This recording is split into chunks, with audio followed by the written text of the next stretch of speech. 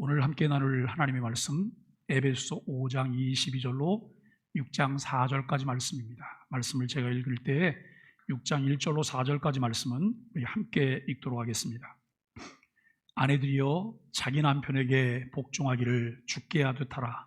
이는 남편이 아내의 머리됨이 그리스도께서 교회의 머리됨과 같음이니 그가 바로 몸의 구주시니라. 그러므로 교회가 그리스도에게 하듯 아내들도 범사에 자기 남편에게 복종할지니라. 남편들아 아내 사랑하기를 그리스도께서 교회를 사랑하시고 그 교회를 위하여 자신을 주심같이 하라. 이는 곧 물로 씻어 말씀으로 깨끗하게 하사 거룩하게 하시고 자기 앞에 영광스러운 교회로 세우사 티나 주름 잡힌 것이나 이런 것들이 없이 거룩하고 흠이 없게 하려 하심이라. 이와 같이 남편들도 자기 아내 사랑하기를 자기 자신과 같이 할지니 자기 아내를 사랑하는 자는 자기를 사랑하는 것이라. 누구든지 언제나 자기 육체를 미워하지 않고 오직 양육하여 보호하기를 그리스도께서 교회에게 함과 같이 하나니 우리는 그 몸의 지체임이라. 그러므로 그 사람이 부모를 떠나 그의 아내와 합하여 그 둘이 한 육체가 될지니 이 비밀이 크도다. 나는 그리스도와 교회에 대하여 말하노라. 그러나 너희도 각각 자기의 아내 사랑하기를 자신같이 하고 아내도 자기 남편을 존경하라. 함께 읽겠습니다. 자녀들아 주 안에서 너희 부모에게 순종하라. 이것이 옳으니라. 내 아버지와 어머니를 공경하라. 이것이 약속이 있는 첫 계명이니 이로써 내가 잘되고 땅에서 장수하리라. 또 아비들아 너희 자녀를 노엽게 하지 말고 오직 주의 교훈과 훈계로 양육하라. 아멘. 내일에 내가 하나님 앞에 찬양을 드릴 텐데 멤버가 한 명 오늘 새로 좀 보강이 되고 교체가 됐는데 첼로를 하던 우리 김미영 집사님께서 건강이 좀 좋지 않으세요. 그래서 그냥 예배 때 저쪽에서 바이올린을 하시기로 하시고 우리 바이올린 주자, 첼로 주자를 한 분을 보강을 했습니다. 잠깐 인사를 하실까요? 김지선 선생님이에요. 한번 박수 한번 해주세요. 좋습니다. 자, 이제 마음을 차분히 하시고 연주하도록 하겠습니다.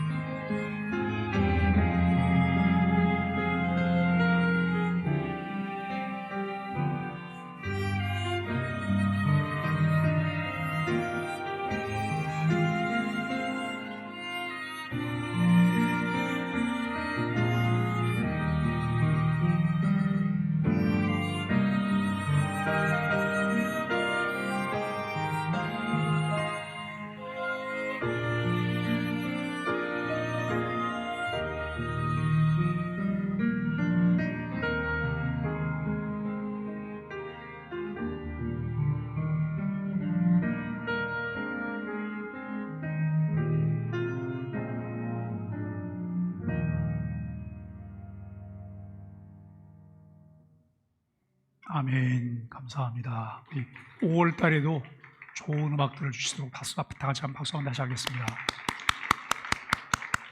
고맙습니다. 오늘 그리스도인 가정의 패러다임이라고 하는 제목으로 함께 말씀을 나누려고 합니다. 미래학자인 엘빈 토플러라는 사람이 오래전에 미래의 충격이라는 책을 써서 한때 센세이션을 일으켰던 일이 있습니다. 많은 사람들이 이 책을 읽었습니다. 이 책 내용 가운데는 이런 글이 있습니다. 새로운 기술의 발달과 또 급격한 가치관의 변화, 물밀듯 밀려오는 정보 때문에 우리의 미래가 놀랍게 달라질 것이다.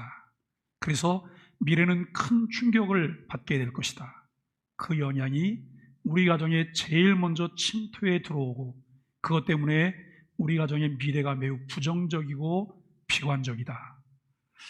여러분 어떻게 생각하세요? 지금 연세가 한 80대, 70대이신 분들은 본인 10대 때, 20대와 지금 이렇게 비교해 보면 세상이 어떻게 달라졌어요? 너무 많이 달라졌죠? 상상하지 못할 정도로 세상이 많이 달라졌어요. 앞으로 세상은 또 어떻게 변할지 우리는 상상할 수가 없을 정도로 많은 변화가 있을 것으로 보게 됩니다. 여러분 이때 이미 가정이 와해될지도 모른다고 예언을 하고 있는 거예요. 오늘 우리나라뿐만 아니라 세계 가정들이 병들었어요. 가정이 큰 상처를 입고 있으며 결손 가정이 많습니다. 제가 여행을 참 많이 이렇게 하는 편인데 여행을 하면서 가는 곳마다 사람들에게 물어봐요. 그곳의 가정 형태, 가정의 건강도 이런 것들을 물어봐요. 제가 90년대 여행을 다닐 때 우리나라는 그런 정도로 심하진 않았어요. 그런데 서구 유럽 쪽에 여행을 해보면 이미 가정들이 참 어렵구나. 가정의 형태가 너무 많이 변해가고 있고 가정이 참 어려운 상황에 있구나라고 하는 것을 많이 느껴요. 그런데 요즘 우리나라가 80년, 90년대의 서구 유럽보다도 훨씬 더 그 부분에 앞장서 있다는 것을 여러분 아시나요? 우리나라의 이혼율이 참 높아요. 결손 가정이 너무나 많아졌다라고 하는 것을 우리가 생각을 하게 됩니다. 그런데 이 일의 가장 큰 피해자는 자녀들이에요. 이혼은 부모님이 했는데 아픔은 자녀들이 겪어요. 피해는 자녀들이 겪게 돼요. 그전에는 목사가 신방을 가거나 어디를 가면 아이들을 보면서 이렇게 너 참 예쁘게 생겼구나. 엄마를 많이 닮은 것 같아. 근데 요즘은 그런 말을 하면 안 돼요. 예쁘다는 말조차도 여러분 이것은 성적인 문제로 연결을 할 수 있기 때문에 그 말도 해서는 안 되는 것이고 엄마를 닮았구나, 아빠를 닮았구나 이 말이 안 되는 거예요. 왜요? 엄마가 내 엄마가 아닐 수 있어요. 아빠가 내 아빠가 아닐 수 있어요. 그렇기 때문에 요즘은 그것이 금기어예요. 며칠 전에 안산 지역에서 목회하는 목사님과 이렇게 만난 적이 있어요. 근데 그분은 외국인 사역들을 주로 많이 하시는 분이세요. 여러분 안산이 외국인이 많이 산다는 걸 우리가 익히 잘 알고 계시죠? 그런데 안산에 외국인 숫자가 약 10만 정도에 가까워요. 7만 몇 명이더라고요. 7만 몇 명인데 안산의 외국인들이 몇 개국 사람들이 사시는지 아세요? 몇 개국쯤 될까요? 한번 크게 말씀해 줘 보세요. 몇 개국쯤 될 것 같아요?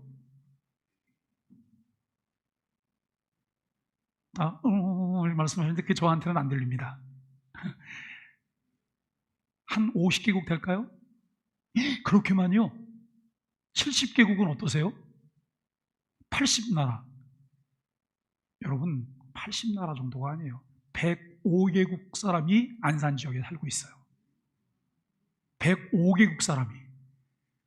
저는 그 이야기를 들으면서 안산은 굉장히 소중한 자산을 가지고 있구나 라고 하는 생각을 했어요.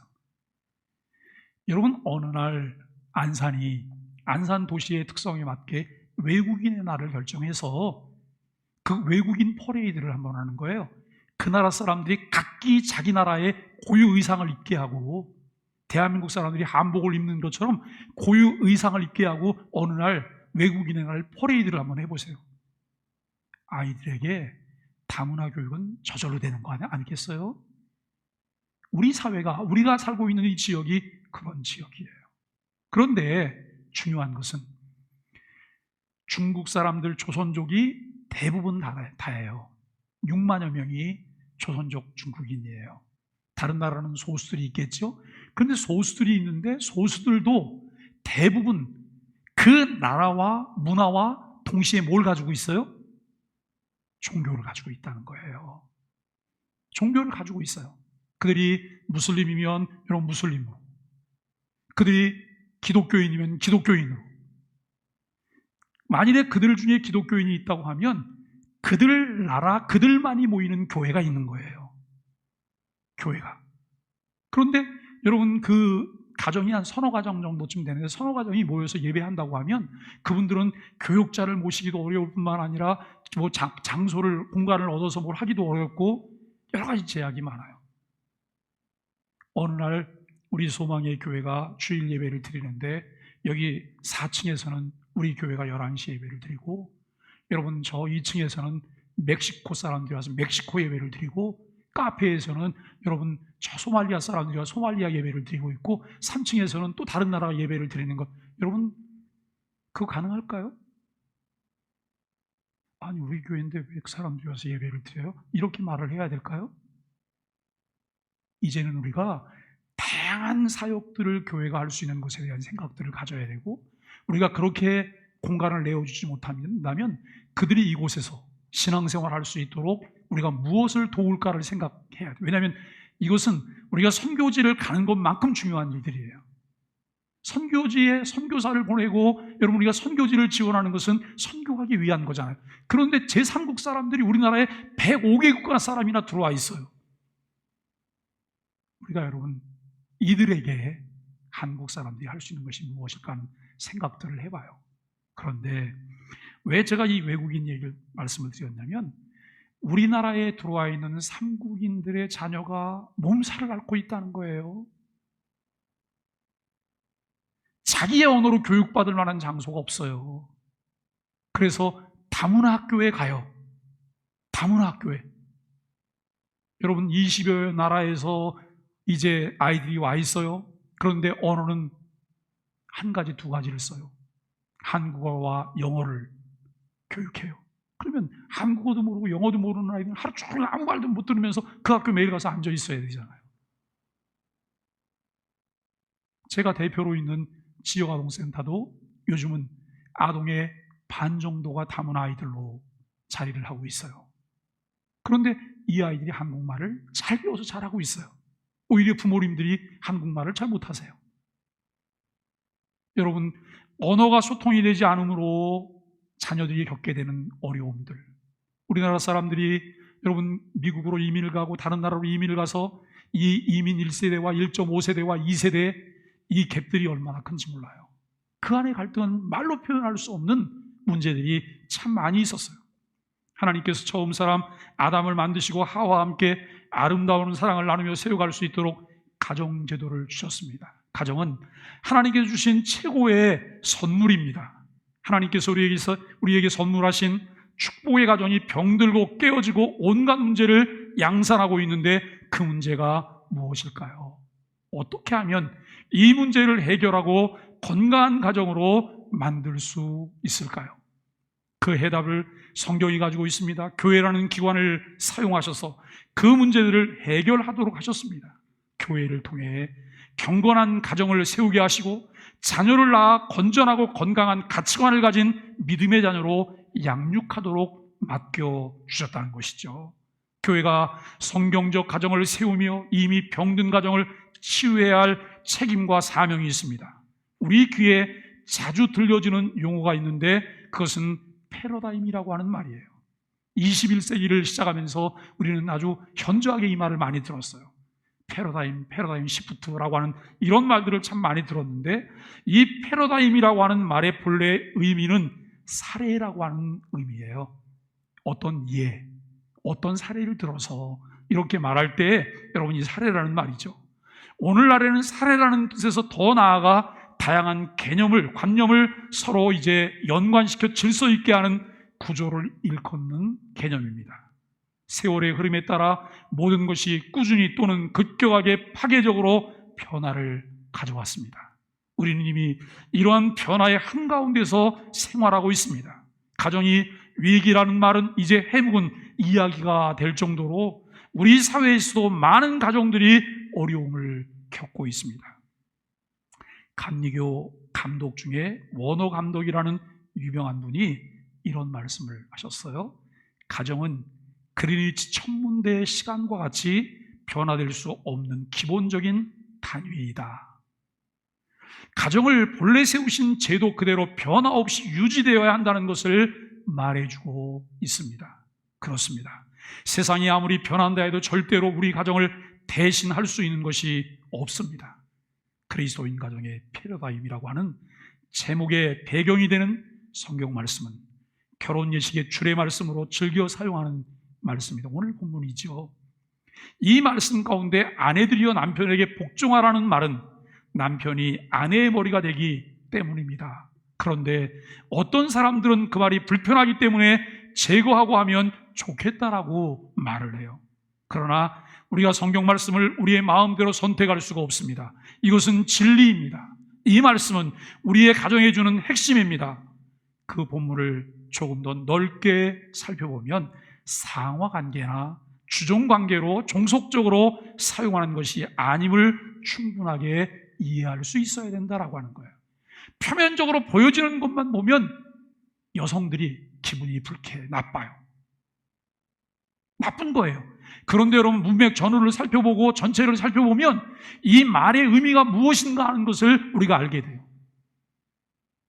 안정감 있는 가정, 안정감 있는 나의 위치, 내 삶, 이것을 보장하시는 하나님의 은혜라고 하는 것을 알게 돼요.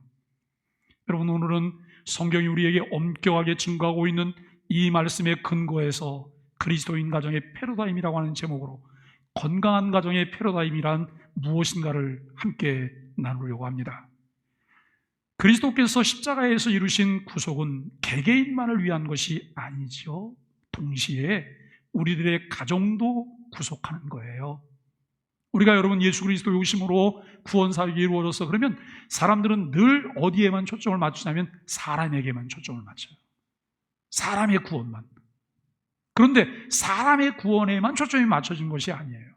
에덴 동산에서 아담과 하와가 불순종함으로 여러분 파괴된 모든 것들을 회복시키시는 것이 구속사역이에요. 가정의 회복도, 우주 만물의 회복도, 하나님과의 관계의 회복도 여기에다 포함된다라고 하는 것을 우리는 알게 되지요. 에덴 동산에서 불순종함으로 모든 것이 뒤죽박죽 돼 버렸어요. 질서가 깨졌어요. 어떤 사람이 무엇을 해가는 것을 보면 우리가 여러분, 저분은 참 잘하시네? 저분은 왜 저렇게 할까? 궁금해하고 여러분 이해하려고 하고 배우려고 하는 것이 아니라 누가 뭘 하면 이 마음 가운데 불편함이 먼저 일어나요. 잘난 척하고 있네? 잘났다고? 저만 할 줄 아나? 이런 마음들이 사람 마음에 일어나는 것이 쓴뿌리인 거예요. 죄악의 쓴뿌리, 죄악의 오염들, 이런 것들이 우리 안에 나타나서 여러분 온통 모든 것이 뒤죽박죽 돼버린 것입니다. 하나님의 형상을 따라 지으시고 하나님의 명령에 따라 이제 하나님의 뜻을 수행하게 하셨는데 모든 것을 잃게 되었어요. 하나님과의 관계가 깨짐으로 인간 속에 침투한 것이 뭐냐면 염려와 근심 속에 살게 되었어요. 모든 일들이 제대로 이루어질 수 없을지도 모른다는 불안감이 늘 엄습해요. 이 불안감이 엄습해 있을 때 내 삶은 안정적이지 않아요. 마음이 콩닥콩닥 뛰고 여러분 내 입에서 나오는 말들이 편안한 말이 아니라 거친 말들이 나오기 시작해요. 행동도 과격한 행동들을 우리가 하게 되는 거예요. 하나님 의존적으로 살도록 지음받았지만 이제는 하나님이라고 하는 울타리가 없어지고 자신들이 주도적으로 살아야 하는 상황이 펼쳐지고 있는데 이들에게는 그럴 능력이 되지 않으며 자주 한계에 부딪히게 된다는 것이죠. 예수 그리스도께서 이 땅에 성육신 하신 것은 단순히 인간의 영혼 구원에만 머무는 것이 아닙니다. 천지 만물을 창조하실 때 하나님 보시기에 좋았던 그 모습을 회복케 하기 위함이라는 것이죠. 인간의 불순종은 단순히 인간들만 고통하는 것이 아닙니다. 자연 만물이 여러분 고통해요. 생명을 가진 동물들의 탄식으로 이어진다는 거예요. 성령께서도 인간의 연약함을 보시며 탄식하신다고 말씀하십니다. 예수님께서 인간이 하나님과의 관계, 믿음으로 의롭게 되는 관계, 인간과의 관계, 자연관계의 이 관계성을 바로 하기 위해서 이 땅에 오셨다는 거예요. 그러니까 여러분, 교회 다니는 것은 그냥 교회 다니는 게 아니에요. 내가 교회를 다니고 예수 그리스도를 주로 믿고 고백한다면 우리를 통해 현저하게 매일매일 다르게 나타나고 발전해가는 것이 무엇이냐면 관계성인 거예요. 어저께 꼴 보기 싫던 사람에게 오늘 내가 손을 내밀 수 있는 거예요. 내일 그 사람을 내가 안아줄 수 있는 거예요. 이것이 신앙생활이에요. 근데 여러분, 우리가 생각하는 신앙생활은 교회만 왔다 갔다 하는 것 아닌가요? 교회에서 내가 이름 내고 무엇을 하고 있는 것, 그것을 내가 신앙생활이라고 생각하고 있는 것은 아닐까요? 내가 여러분 시간을 더 낼 수 없어서 교회에 그 외에 별도의 시간에 봉사를 못할 수도 있어요. 내게 재물이 많지 않아서 나는 내가 더 많은 헌금을 하나님께 드릴 수가 없을 수도 있어요. 그러나 여러분, 시간 제약, 물질의 제약 이런 것과 관계없이 나의 이 인격을 통해서 이루어질 수 있는 변화는 얼마든지 가능하잖아요.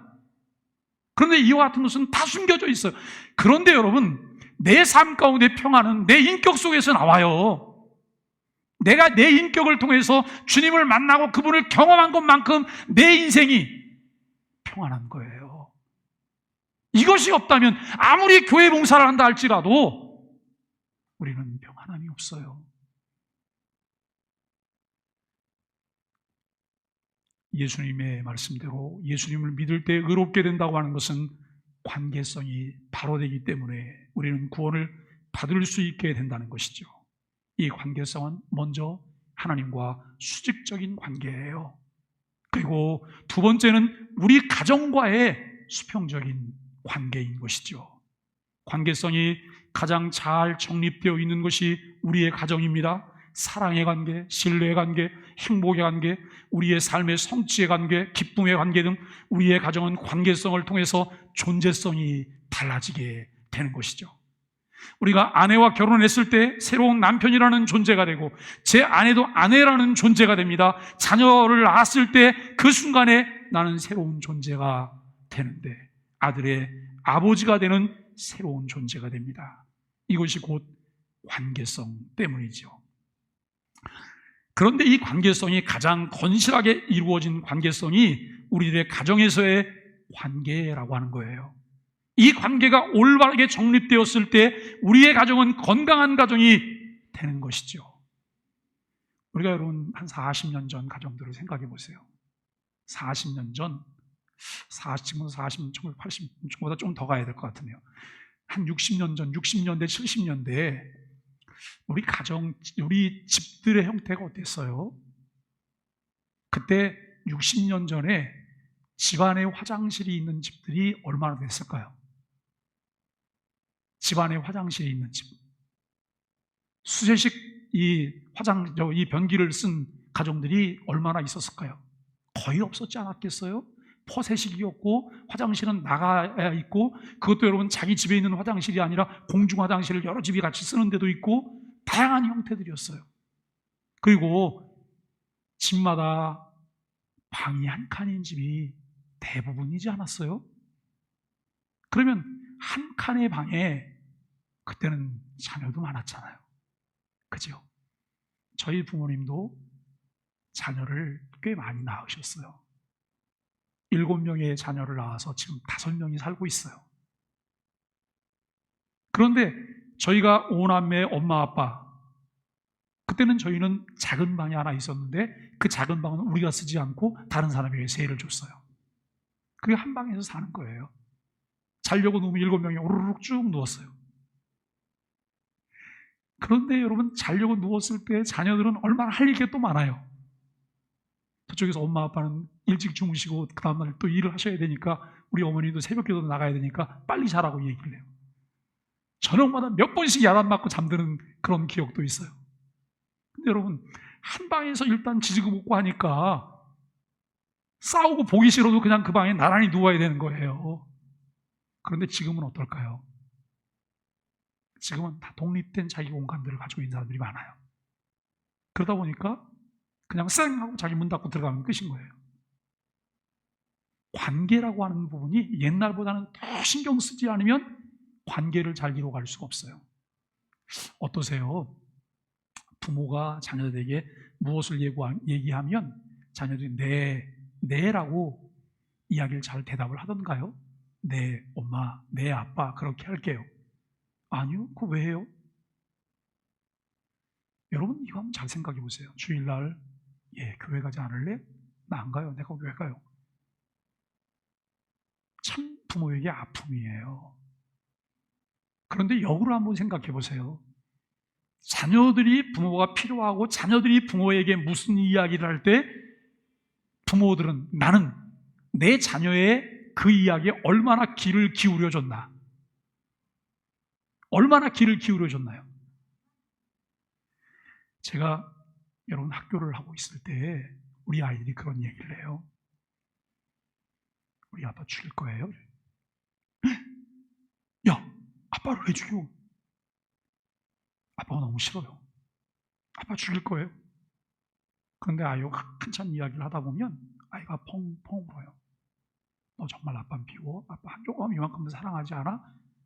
아이가 처음에는 너무 완강하게 자기는 너무 싫고 사랑하지 않는다고 말을. 그런데 여러분, 그것은 거짓말이었어요. 아이는 아빠에 대한 사랑이 너무 깊어요. 아빠에 대한 그리움이 있어요. 그런데 그 아빠는 한 번도 자기를 시간을 내주지도 않았고 자기 이야기를 들어주지도 않았어요. 그래서 이제는 내가 아빠에게 복수할 거예요. 오늘 성경은 이렇게 말을 해요. 아내들이요, 자기 남편을 복종하기를 죽게 하듯 하라. 이는 남편이 머리됨이 그리스도께서 교회의 머리됨과 같음이니 그같이 네 몸에 구주시니라 라고 말씀을 해요. 계속해서 이렇게 말을 해요. 남편들아, 아내 사랑하기를 그리스도께서 교회를 사랑하시고 위하여 자신을 주심같이 하라. 이는 물로 씻어 말씀으로 거룩하게 하시고 남편들은 아내를 사랑하기를 내 몸과 같이 하고 그리스도께서 자기를 희생하신 것처럼 사랑하라라고 말씀해요. 여기에서 사랑이라는 말은 육체적인 에로스의 사랑이 아닙니다. 아가페의 사랑입니다. 이는 무조건적인 희생적인 사랑으로 하나님께서는 아내를 사랑하고 그를 보호하고 양육하라고 하는 책임을 우리 남편들에게 주셨습니다. 여자들에게 있어서는 남편이 아내의 머리가, 아내는 남편에게 복종하라고 하는 말씀에서 하나됨, 연합이라는 의미를 찾아볼 수 있습니다. 부부는 둘로 나눌 수 없는 하나입니다. 그러나 서로를 존중하고 세워줘야 될 두 인격체라고 하는 것을 우리는 인정해야 합니다. 하나이나 두 인격체예요. 남편이 머리며 복종하라고 하는 것은 아름다운 연합으로 하나됨을 유지하는 질서입니다. 남편들에게 아내 사랑하기를 그리스도께서 교회를 사랑하시고 자신을 주심같이 하라고 말씀하세요. 여러분, 아내에게는 남편에게 복종하라고만 말하잖아요. 그런데 남편들에게는 아내에게 어떻게 하라고요? 주님께서 교회를 위하여 자신을 내주심과 같이 사랑하라는 거예요. 이 말은 다 같이 남편들만 한번 따라해 주세요. 무슨 남편들이 이래요? 다시 한번 따라해 주세요. 좀 더 크게 해주세요. 내가 내 아내를 위해서 죽겠습니다. 정말이에요? 지금 그 말씀하고 있는 거거든요. 우리 청년 남자들만 한번 따라해 주세요. 청년 남자들만. 나는 결혼해서 내 아내를 위해 죽겠습니다. 복신이 소리만 들려요. 우리 동건이는 어디 있어요? 우리 동건이가 일본으로 장가 가야 되는데. 여러분, 그 말이거든요. 아내는 남편에게 복종하라고 말해요. 그런데 남편은 아내를 위해서 죽으래요. 이게 하나님께서 말씀. 그런데 여성들은 하나님께서 남편이 아내를 위해서 죽으라는 말은 안 보세요. 그게 눈에 보이지 않아요. 왜냐하면 남편에게 복종하라고 하는 말 때문에 화가 나갖고 그게 보이지 않는 거예요. 예수님께서 교회를 위하여 자신을 내어주시는 아가페 사랑을 하셨죠. 남편들에게 아내에게 그렇게 하라는 말씀인데요. 두 인격체지만 결혼하게 되면 남자와 여자가 하나가 돼요. 이것이 가정입니다. 남자와 여자가 그리스도 안에서 하나 되는 것이 그리스도인의 가정이고, 이 신비를 성경은 말하고 있습니다. 이에 성경은 우리에게 가정의 머리, 아내의 머리는 남편이라고 말하고 있습니다. 한편 성경은 모든 질서를 세우기 위해 복종해야 되는데, 그 방법에 대해서 이렇게 말을 해요. 그리스도를 경외함으로 피차 복종하라. 피차 복종하라. 너만 복종하고 나는 안 해. 나는 하는데 너는 왜 안 해? 이게 아니에요. 피차 복종하라. 서로 복종하라는 말씀이죠. 사랑하기 때문에 그리스도 안에서 서로 복종하라고 말합니다. 그렇기 때문에 우리가 여러분 편견을 가지고 오해하지 않기를 바랍니다. 서로 복종해야 되고, 그리고 가정의 책임을 누가 져야 할까요? 주인이 되는 남편이 책임을 져야 돼요. 요즘 여성들이 이것에 대해서 불만이 많으세요. 남편이 왜 주인이냐 이거예요. 내가 주인이지. 근데 여러분, 옛날 어른들이 은연중에 그분들 입 속에서 이렇게 튀어나오는 말 중에 이런 말이 있어요. 주인 양반. 그 주인 양반 누구한테 하는 말이에요? 주인 양반이 누구예요? 집주인이요? 건물주요? 아니에요. 남편을 향해서 주인 양반 그래요. 나도 모르게 그렇게 알고 있는. 근데 그게 성경적이에요. 주인이라고 해서 여러분 소유권을 가진 것을 말하고 있지 않아요. 울타리가 되고 책임지라는 그런 말이에요. 그리고 질서를 위해서 하시는 말씀이죠. 질서를 위해 성경은 아내의 머리가 되고 복종하라는 말을 하고 있습니다. 군림이나 소유가 아닌 자신을 내어주는 사랑이고 보호라는 개념을 분명하게 이해해야 됩니다. 이런 올바른 관계가 바로 될 때 이 가정은 건강한 가정이 되어지죠. 이 관계성이 깨지거나 잘못되게 되면 영적인 생활에도 상처가 오고 기도도 제대로 하게 되지 않아요. 가정의 평화를 파괴하고 화목한 가정이 되지 못하고 때때로는 결손 가정이 되어서 아픔을 겪게 됩니다.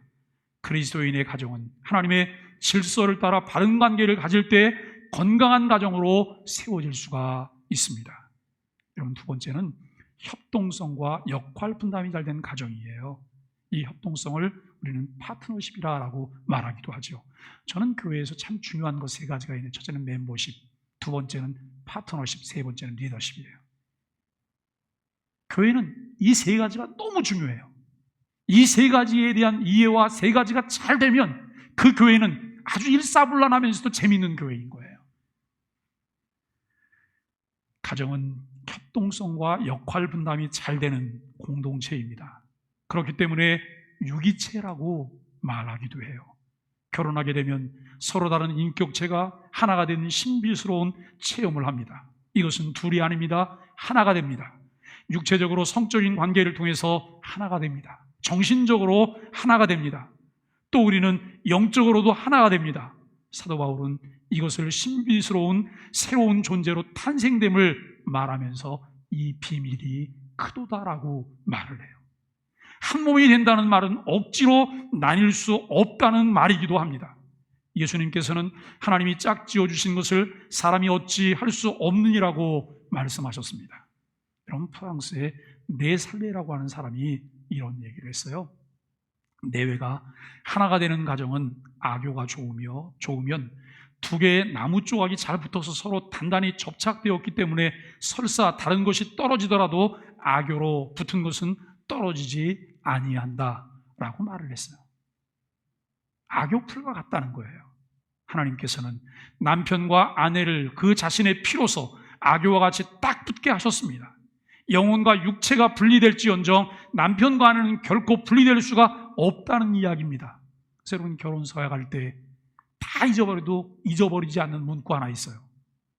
그 문구가 뭐예요? 검은 머리가 팥뿌리가 될 때까지. 요즘은 이렇게 하면 안 돼요. 왜요?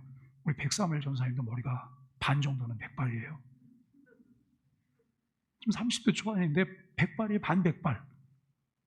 근데 여러분, 검은 머리가 팥뿌리가 될 때까지라고 하는 말은 완전히 늙어서 모든 수명이 끝날 때까지예요.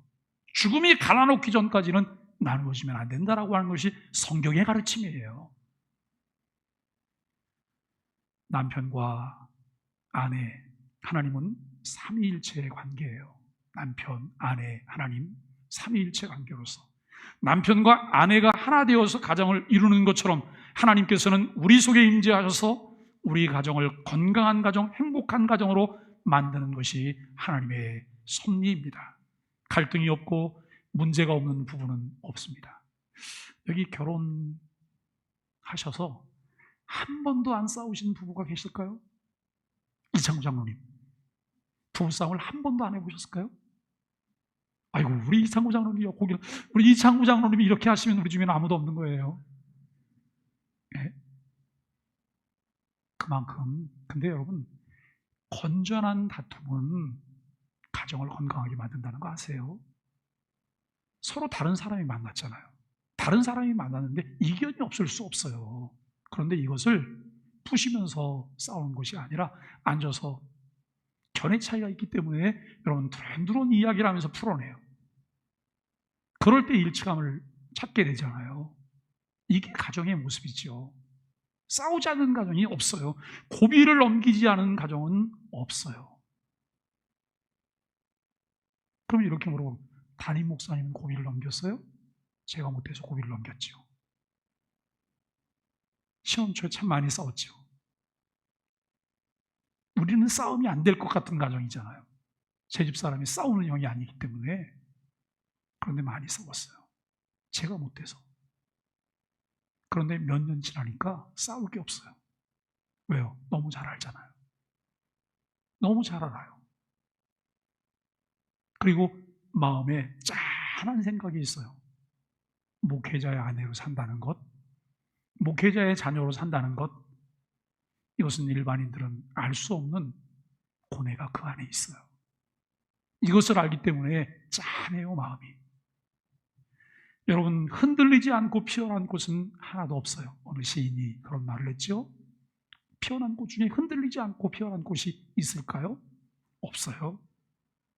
같음, 하나됨을 위해서 서로 다름, 다양함을 인정하고 파트너십, 즉 역할 분담을 잘 해내는 공동체가 되어야 한다는 거예요.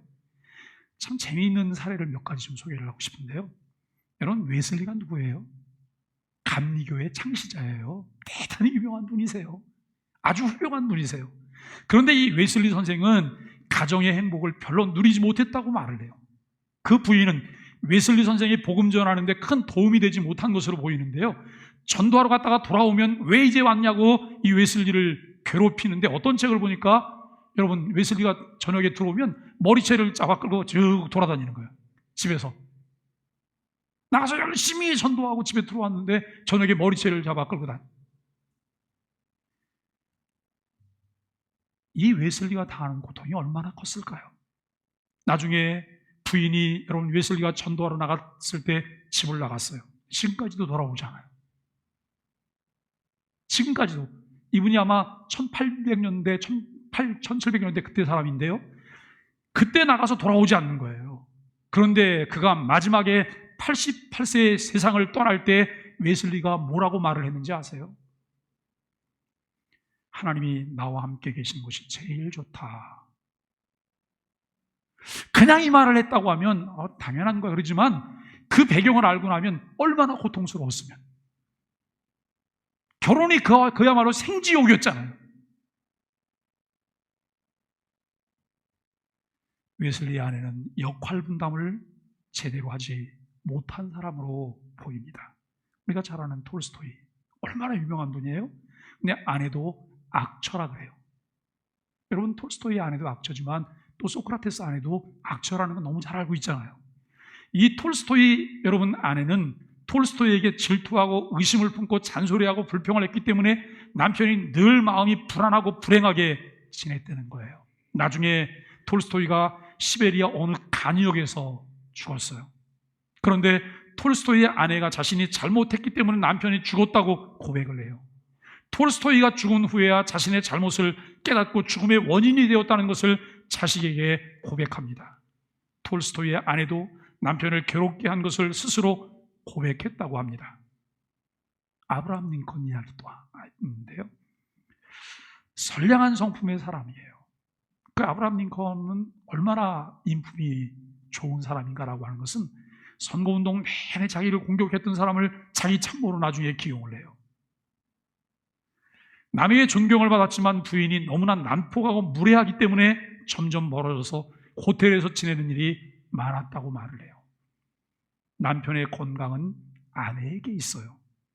영적으로, 물리적으로, 식생활 면에서, 정신적으로, 심리적으로 아내가 남편에 대해서 존중히 여기고 사랑하고 귀히 여기면 이 남편은 건강하게 해로할 수 있습니다. 남편의 마음이 불안하고 고통스러우면 그는 무슨 병에 걸려도 걸리게 되어 세상을 떠나게 되는 것이죠. 아내의 건강도 남편이 관심을 가져야 합니다. 내 몸과 같이 사랑하기 때문에 희생적으로 아내를 지극히 사랑하고 출근했다가도 제 시간에 돌아와서 아내를 돌보고 가정을 돌보는 세밀한 관심을 가질 때 그때 아내는 건강하게 지낼 수 있습니다.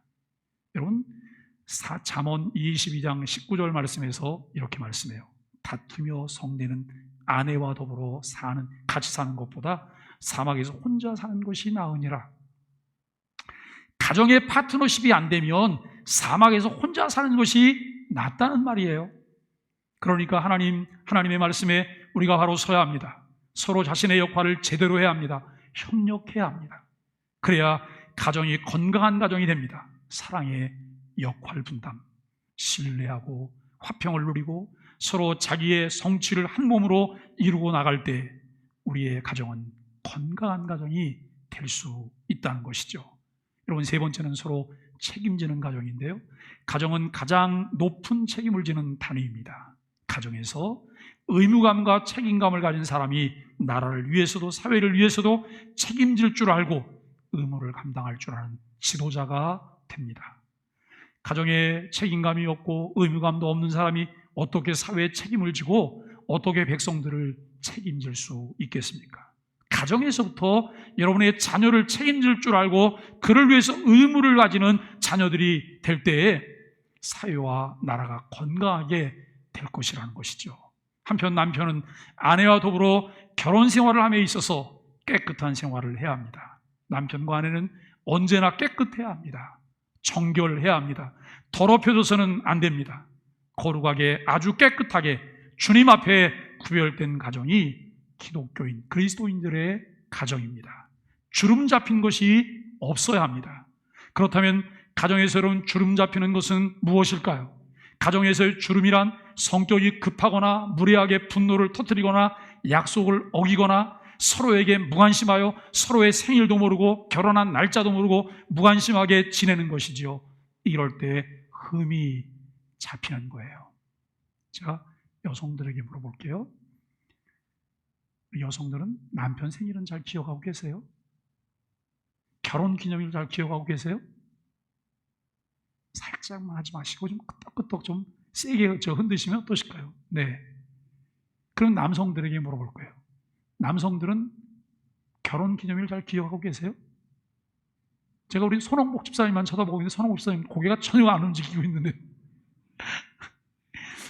그러면 아내의 생일은 잘 기억하고 계세요? 윤홍 집사님 잘 기억 못하고 계세요? 잘 하실 것 같은, 잘 하시는 거 아니에요? 여러분, 제일 섭섭할 때가 그럴 때인 것 같아요. 잘 기억해 주세요. 축하해 주세요. 그리고 함께 시간을 가져주세요. 우리가 옛날처럼 지금 먹고 살기가 힘든 세상은 아니잖아요. 전반적으로 모든 삶의 질이 나아졌거든요. 그런데 관계의 질이 나아지지 않는다면 행복이 없어요. 아주 소소한 것들을 통해서 관계를 발전시켜 갈 수 있는, 왜냐하면 가정이 행복해야, 부부가 행복해야지 교회가 행복해져요. 우리가 꼭 그렇게 하실 수 있게 되기를 간절히 바랍니다. 오늘 사랑하는 아내에 대해서 깊은 관심을 가지고 돌아볼 때 건강한 가정이 될 수 있죠. 성경은 이렇게 말을 해요. 남편 된 자들아, 이와 같이 지식을 따라 너희 아내와 동거하고 저는 더 연약한 그릇이요 또 생명의 은혜를 유업으로 함께 받을 자로 알아 귀히 여기라. 이는 너희가 기도가 막히지 아니하게 하려 함이라. 그래요. 이 기도는 이 기도가 아니에요. 우리가 하나님 앞에 드리는 기도. 그 관계가 잘 안 되면 기도 생활이 안 된다는 거예요. 하나님과 소통이 안 된다는, 이것은 아내도 마찬가지죠. 이것이 건강한 가정에 대한 성경의 증거입니다. 지극히 아내를 돌보고 사랑하고 동거하라고 했습니다. 하나님과 더불어 교제하는 기도의 파이프라인이 끊어지지 않도록 서로 아끼고 돌보고 연약한 그릇으로 지키는 책임감이 있는 인생이 되라고 하는 말씀입니다. 한편 남편이나 아내나 의식주의 책임을 져야 합니다. 자녀를 양육할 책임이 있어야 합니다. 자녀를 양육하는 것은 무엇보다 가장 중요한 일입니다. 가정에서 자녀가 양육을 제대로 못하면 학교에서나 사회에서 제대로 양육할 길이 없습니다. 자녀는 부모의 면류관입니다. 부모가 자식을 잘 양육하고 주의 말씀으로 훈계하고 올바른 교육을 한 결과 자녀가 큰 일을 했을 때 부모는 존귀 여김을 받게 됩니다. 그러므로 남편은 아내를 사랑하고 자녀를 존귀 여기고 양육하고 책임 있는 삶을 살아야 합니다. 성경은 이렇게 말씀합니다. 아비들아, 너희 자녀들을 노엽게 하지 말라. 오직 주의 교양과 훈계로 양육하라. 이것이 아버지의 책임이고 어머니의 책임입니다. 자녀들에게 좋은 것으로 유산을 남겨주려고 하는데 가장 중요한 유산은 기도를 남겨주어야 합니다. 가정예배 드리는 것을 남겨줘야 합니다. 하나님 앞에 충성하는 것을 남겨줄 때 여러분의 자녀들은 건강한 가정을 이루게 될 수 있다고 하는 것이죠. 부모가 하나님을 잘 섬기면 틀림없이 그 자녀들도 부모를 잘 섬기고 교회를 잘 섬기고 건강하며 행복한 가정이 되는 것이죠. 가정이 없는 곳에는 나라도 없습니다. 사회도 없습니다. 거듭 이야기하지만 가정을 대신할 것은 아무것도 없습니다. 성경은 사람이 친구를 위하여 자기 목숨을 걸으면 이보다 더 큰 사랑이 없다고 말씀합니다. 나만 위해 살지 말고 이웃을 위해, 가정을 위해, 가족들을 위해 사는 것을 성경에서 우리가 배웠습니다. 가정에서 배웠습니다. 교회 주일학교에서 배웠습니다. 교회에서 배웠습니다. 건강한 그리스도인의 가정에서 배웠습니다. 우리 가정은 건강할까요? 지금 우리 가정은 건강할까요? 마지못해 어쩔 수 없이 사는 것은 아닐까요? 우리 여성분들 중에 이렇게 말하는 분들 계시더라고요. 내가 죽지 못해 산다고. 내가 내 아이들 때문에 산다 그래요. 정말 아이들 때문에 살고 계신 걸까요? 죽지 못해 사는 걸까요? 그 책임은 온통 남편에게만 있을까요? 여러분, 그리고 부부간의 자녀들과의 관계는 건강하신가요? 상처 때문에 너덜너덜한 상태로 있지는 않을까요? 우리가 살고 있는 이 시대는 최첨단 문명 시대로 너무 편리하지만 가정은 최대 위기 시대를 보내고 있습니다. 가정이 안정되고 행복하지 않으면 우리는 모든 것을 잃게 되는 것이죠. 또 한 번의 가정의 달을 맞이하면서 가정제도를 세우신 하나님의 통치를 따라 세워지는 건강한 그리스도인들의 가정이 되기를 예수 그리스도 이름으로 간절히 축복합니다.